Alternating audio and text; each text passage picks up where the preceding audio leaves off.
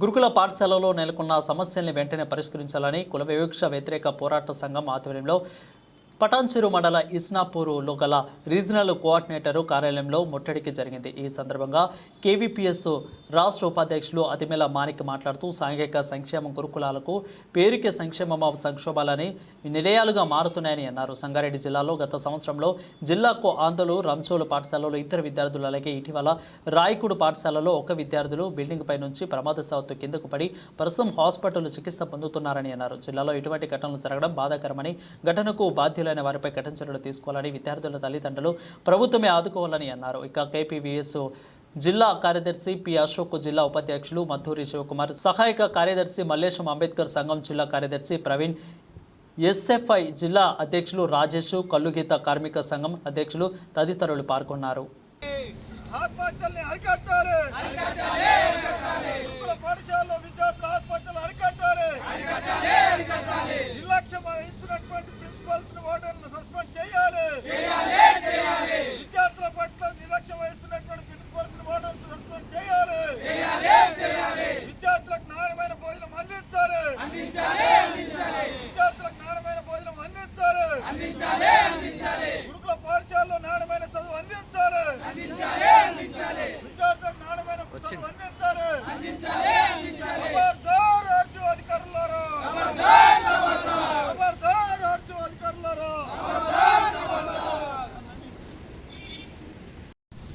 సంగారెడ్డి జిల్లాలో సంక్షేమ గురుకుల పాఠశాలలో కాలేజీలో విద్యార్థులు ఎదుర్కొంటున్న సమస్యల్ని వెంటనే పరిష్కారం చేయాలి అని చెప్పేసి ఇట్లనే విద్యార్థులు ఇటీవల కాలంలో అనేక గురుకుల పాఠశాలలో కాలేజీల్లో చదువుతున్నటువంటి విద్యార్థులు ఆత్మహత్యలు చేసుకోవడం, అట్లనే అక్కడ ఉన్నటువంటి ప్రిన్సిపాల్ వార్డెన్ల యొక్క నిర్లక్ష్యం మూలంగా అనారోగ్యంతో చనిపోయినటువంటి ఘటనలు ఉన్నాయి।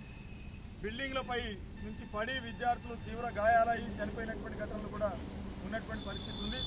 ఇది పూర్తిగా ఇక్కడ ఉన్నటువంటి ఆర్సీఓ అట్లనే ప్రిన్సిపల్ వార్డెన్ల యొక్క నిర్లక్ష్యం మూలంగా ఈ ఘటనలు జరుగుతున్నటువంటి పరిస్థితి ఉంది। వీటన్నిటి మీద కూడా జిల్లా అధికారులతో టీం వేసి వాటి అధికారులతో సమగ్రమైనటువంటి విచారణ జరపాలి, వచ్చినటువంటి నివేదిక ఆధారంగా చర్యలు తీసుకోవాలి అని చెప్పేసి కులవివక్ష వ్యతిరేక పోరాట సంఘం కేవీపీఎస్గా ఇవాళ డిమాండ్ చేస్తున్నాం।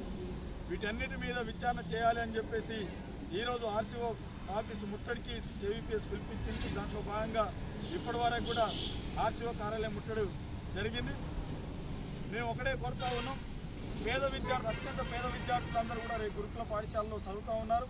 వాళ్ళ పట్ల ఈరోజు అధికారులు నిర్లక్ష్యం వహిస్తున్నటువంటి పరిస్థితి ఉంది। అధికారులు నిర్లక్ష్యం వహిస్తుంటే వాళ్ళ మీద ఎటువంటి చర్యలు తీసుకోవట్లేదు। అనేక స్కూళ్ళల్లో పరిశీలించినప్పుడు సర్వేలు చేసినప్పుడు ఈరోజు పురుగులన్నము అట్లే పచ్చి పులుసు ఈ రకంగా నాణ్యత లేనటువంటి ఆహారం పట్టిస్తున్నటువంటి పరిస్థితి ఉంది। అటువంటి మెనువు పాటించట్లేదు, తీవ్రమైనటువంటి ఇబ్బందులు గురవుతున్నటువంటి పరిస్థితి ఉంది। రోగాలు వస్తే పట్టించుకునేటటువంటి పరిస్థితి లేదు। అందుకని వీటన్నిటి మీద కూడా ఎక్కడైతే నిర్లక్ష్యం జరుగుతుందో అక్కడ కఠినమైన చర్యలు తీసుకోవాలి అని చెప్పేసి కేవీపీఎస్గా డిమాండ్ చేస్తూ ఉన్నాం। అట్లనే విద్యార్థులు ఎదుర్కొంటున్నటువంటి సమస్యలు ఏవైతున్నాయో వాటన్నిటి మీద కూడా ఆర్సీఓ వెంటనే ప్రతి వారంలో స్కూల్ అన్నింటినీ తనిఖీలు చేయాలి, అధికారులందరూ కూడా తనిఖీలు చేయాలి। తనిఖీలు చేసి ఎవరైతే నిర్లక్ష్యం వహిస్తున్నారో వాళ్ళ మీద చర్యలు తీసుకునేటువంటి పద్ధతిలో ఈరోజు యాక్షన్ ఉండాలి అనేటటువంటిది। అట్లనే ఇప్పటిదాకా చనిపోయినటువంటి విద్యార్థి కుటుంబాలకు, గాయపడ్డటువంటి విద్యార్థి కుటుంబాలకు ప్రభుత్వం ఆదుకోవాలి అని చెప్పేసి గతంలో డిమాండ్ చేసినాం। ఇప్పటిదాకా గతంలో హామీ ఇచ్చారు, వాళ్ళ కుటుంబాలకు ఉద్యోగాలు ఇస్తామని చెప్పేసి నష్టపరిహారం ఇస్తామని చెప్పేసి చెప్పారు, కానీ ఇప్పటిదాకా కూడా ఎక్కడ కూడా ఆ రకమైనటువంటి ఆదుకునేటటువంటి పరిస్థితి లేదు। అందుకనే ఇప్పటికైనా ప్రభుత్వం వెంటనే ఈరోజు చనిపోయిన విద్యార్థి కుటుంబాలని ప్రభుత్వం ఆదుకోవాలి అని చెప్పేసి కేవీపీఎస్గా డిమాండ్ చేస్తూ ఉన్నాం। మొన్న రాయకోటలో బిల్డింగ్ పై నుంచి పడిపోయి మల్లేశ్వరి అనేటటువంటి 10వ తరగతి చదువుతున్నటువంటి విద్యార్థిని బిల్డింగ్ నుంచి పడిపోయింది। ఆ విద్యార్థి పట్ల నిర్లక్ష్యం వహించారు। ఈరోజు కార్పొరేట్ వైద్యం అందించి ఆ విద్యార్థి ప్రాణాలు కాపాడాలని చెప్పేసి విద్యార్థికి అయ్యేటటువంటి ఖర్చుని మొత్తం ప్రభుత్వమే భరించాలి అని చెప్పేసి కేవీపీఎస్గా డిమాండ్ చేస్తున్నాం। ఈరోజు